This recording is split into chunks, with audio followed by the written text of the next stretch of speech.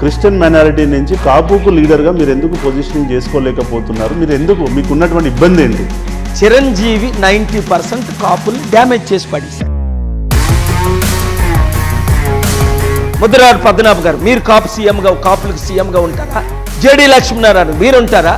తోట చంద్రశేఖర్ గారు మీరుంటారా? వీళ్ళందరికీ కొత్త పార్టీ పెట్టుకోమని అడ్వైజ్ చేస్తున్నారా? ప్రజాశాంతి పార్టీ నుంచి పోరాటం చేద్దామంటారు? మీరేమో చెప్పట్టుకొని అమ్ముడుపోతుంటే మీరు ఎలా కాపు నేతలు అయ్యారు? ఎవరు గవర్నమెంట్ ఫార్మ్ చేసినా నేను minister of foreign affairs, external minister అవుతాను. కాపు నాయకులందరికీ ఒక ఛాలెంజ్ చేస్తున్నాను.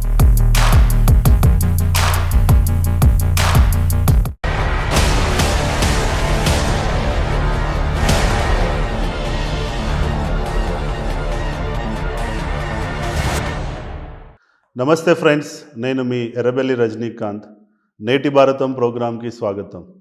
ఈరోజు మనము ఇంటర్వ్యూ చేయబోయేటువంటి గెస్ట్ ఎవరంటే, ఏ దేశపు ప్రధానమంత్రి అయినా, ఏ దేశపు ప్రెసిడెంట్ అయినా ఒక ఫోన్ కాల్ తోటి మాట్లాడగలుగుతాడు. ఏ దేశంలో అశాంతి ఉన్నా శాంతి ఎస్టాబ్లిష్ చేయడానికి ముందుండేటువంటి నాయకుడు అతను ఎవరో కాదు, మిస్టర్ కేఏ పాల్ గారు. నమస్కారం అండి. Thank you.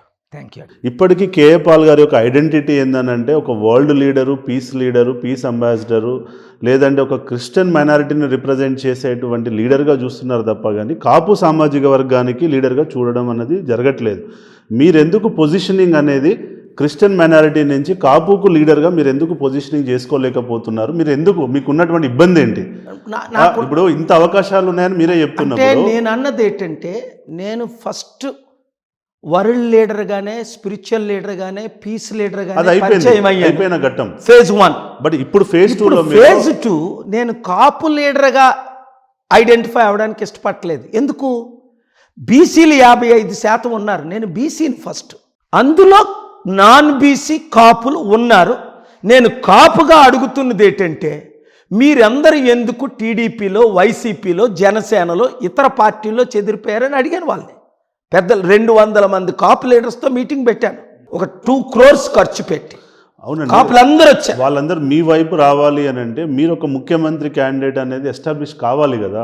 కారణం ఏమిటంటే, కాపుల్లో కాన్ఫిడెన్స్ లేదు. పాపం చిరంజీవి లాంటోడు ఏం చేశాడు? కాపులందరూ చేరారు చిరంజీవితో, ఒక్కసారి అమ్మి పడేశాడు. కాంగ్రెస్ ఎవరికి విరుద్ధంగా పార్టీ పెట్టాడు ఆయన? కాంగ్రెస్ విరుద్ధంగా. అదే కాంగ్రెస్ లో అమ్ముడు పోయేసరికి కాపులకి ఇంకా నమ్మకం పోయింది. చిరంజీవి 90% కాపుల్ని డ్యామేజ్ చేసి పడేశాడు, బీసీలని డ్యామేజ్ చేసి పడేశాడు. అందుకని తన సొంత బ్రదరు స్టేబుల్గా ఉండలేకపోతున్నాడు. లేకపోతే ఇప్పుడైనా నేను పవన్ కళ్యాణ్కి, కాపు నాయకులందరికీ ఒక ఛాలెంజ్ చేస్తున్నాను. మీరు బయటకు రండి. టీడీపీతో పొత్తు పెట్టుకోవాల్సిన లేదు, మీరు ఓన్ చేసుకో. వైసీపీతో పొత్తు మీరు అన్నోన్ని కాపు సీఎంగా నిలబడదాం. నేను ఎలాగ విశాఖపట్నం ఎంపీగా పోటీ చేస్తున్నాను, నేను సెంట్రల్కి వెళ్తాను. ఫారెన్ మినిస్టర్గా ఆల్రెడీ నాకు బీజేపీ వాళ్ళు, కాంగ్రెస్ వాళ్ళు మద్దతు ఇస్తున్నారు. ఎందుకంటే నేనైతే డబ్బు తెస్తున్నాను, తేగలుగుతున్నానని. ఎవరు గవర్నమెంట్ ఫార్మ్ చేసినా నేను minister of foreign affairs, external minister అవుతాను. నెంబర్ 2గా ఇండియాకి డబ్బు తీసుకొస్తాను. తెలుగు రాష్ట్రాలు అభివృద్ధి చేద్దాం. మీరు రండి. ముద్రరాడు పద్మనాభ గారు మీరు కాపు సీఎంగా, కాపులకు సీఎంగా ఉంటారా? జేడీ లక్ష్మీనారాయణ మీరుంటారా? తోట చంద్రశేఖర్ గారు మీరుంటారా? బొత్స సత్యనారాయణ వైసీపీని విడిచిపెట్టి విజయనగరం జిల్లా మీరు తీసుకోండి. శ్రీకాకుళం జిల్లా ఇంకోరికి ఇద్దాం. ముద్రరాడు పద్మనాభంకి ఈస్ట్ గోదావరి ఇద్దాం. కన్నా లక్ష్మీనారాయణకి గుంటూరు ఇద్దాం. ఏంటి కాపుల్లో లీడర్స్ లేరా? బయటికి రండి. మీరేమో చెప్పట్టుకొని అమ్ముడుపోతుంటే మీరు ఎలా కాపు నేతలు అయ్యారు? నేను ఒకటే అడుగుతున్నాను. వంగవీటి రంగా ఉంటే ఈరోజు అమ్ముడుపోతాడా? వంగవీటి రాధాని పునందరిని పక్కన పెట్టండి. వంగవీటి రంగా కుమారుడైన అనుభవం ఉన్న వంగవీటి రాధాని మనం ముఖ్యమంత్రి అభ్యర్థిగా ఆంధ్రప్రదేశ్లో 100 సీట్లు గెలిపిస్తాం. 175లో నేను ఛాలెంజ్ చేస్తాను. వీళ్ళందరికీ కొత్త పార్టీ పెట్టుకోమని అడ్వైజ్ చేస్తున్నారా? ప్రజాశాంతి పార్టీ నుంచి పోరాటం చేద్దాం. ఫస్ట్ చాయిస్ ప్రజాశాంతి పార్టీ అండి. ఓకే.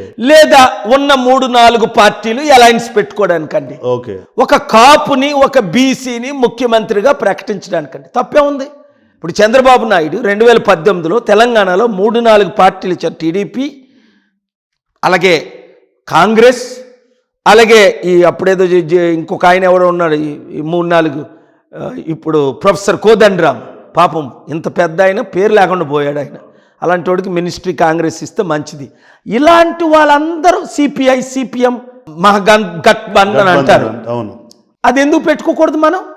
అంటే ఇంత తక్కువ టైంలో పాసిబిలిటీ ఉందండి. ఎంతండి, మీరు 5 సంవత్సరాల్లో చేసిన కష్టాన్ని మర్చిపోతారు. 5 వారాలు 5 రోజుల ముందు ఏం మాట్లాడతారో అదే గుర్తుంచుకుంటారు ఓటర్స్. కాపుల్లో ఐకమత్యం లేదు, బీసీల్లో ఐకమత్యం లేదు.